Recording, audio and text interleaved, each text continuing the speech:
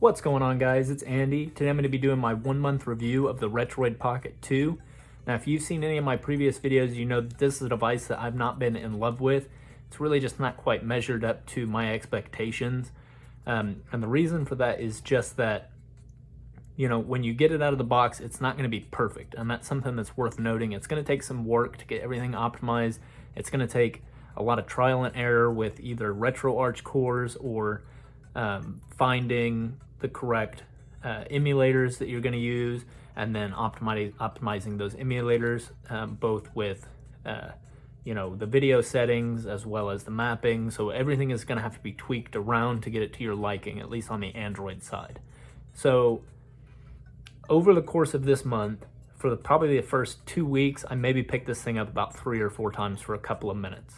So that, if that tells you anything, it's just a matter of, you know, not having a great time with the Android operating system. The device isn't, it's certainly on the lower end as far as Android devices go, but it's not bad. So the issue though is that with a lot of just kind of even simple navigation and simple tasks, just moving around, you'll notice a lot of slowdown and a lot of chugging, and that was really my main issue with it. I didn't want to, you know, spend what I could do on my phone in 5 minutes, spend 15 minutes on this thing because everything was just so slow.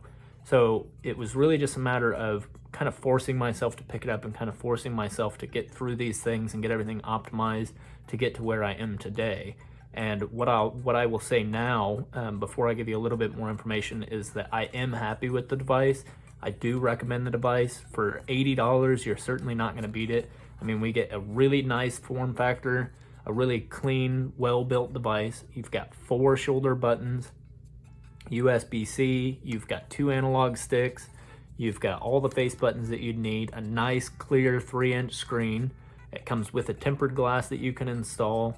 It comes with a OTG adapter for the USB-C to convert it to a full USB-A, and it comes with an HDMI to micro HDMI cable to connect it to the TV.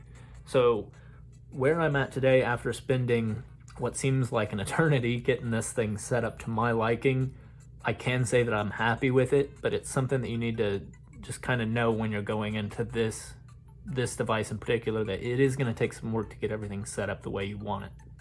So that being said, some things that I definitely recommend, and I've got another video that goes through all of this, how to get it all optimized and how to do some, you know, real simple tweaks that will help increase the performance of this device. There are some, you know, background process settings that you can change. There are some animation settings that you can change that will just kind of make navigation a little more fluid. You can set up the Dig emulator front end, which is what I have running here, and this is an application that is pre-installed on this device. So I have a video that walks you through setting that up, and you need to set up RetroArch and find some other third-party applications for some of the harder to emulate systems like the Nintendo 64, the Nintendo DS, the Sony PlayStation, and the Sega Dreamcast. So those all use a standalone emulator from the Play Store. In the case of the Nintendo 64, I'm using the Mupen 64 emulator that is pre-installed on the device. For the DS, I am using the Drastic emulator that is not pre-installed. It's on the Play Store for, I think, $4.99. For the PlayStation, I'm using a standalone emulator called FPSE from the Play Store for about $3. And for the Dreamcast, there is an emulator built in, I think it's Raycast, that's already pre-installed on the device. So that being said, it's really just a matter of, you know, understanding that you will need to put in some work to get it to work, you know, the way you'd want it to, I guess. It's worth doing to get to this point. If you've already spent the money and you've already got the device, obviously you're going to want to go ahead and do it. You don't want to just leave it sitting around. But if you do set it up the way I've got mine, I can tell you you'll be happy. But the nice thing about Android is that it's really so open that you're able to kind of tailor it to your exact needs or your exact preferences. So that's a really cool thing. A couple of issues that I've had with the device over the past 30 days. Number one and most alarming is that my micro SD card on 2 occasions now has popped up an error in Android saying that the SD card is corrupt. Now, a lot of people, if you just click on that notification, it says you have to repair it. If you just click on that, it says you have to completely format the SD card and lose all of the data. Now, I wasn't quite ready to give up, so all I did was just open the little door here and then just pop it out and then pop it right back in there, and it read the SD card and everything was fine. But it's something worth noting. That's an issue that I've had. Hopefully it doesn't progress anymore and it doesn't get worse from here, but that's just something to understand, that that's an issue that I've had.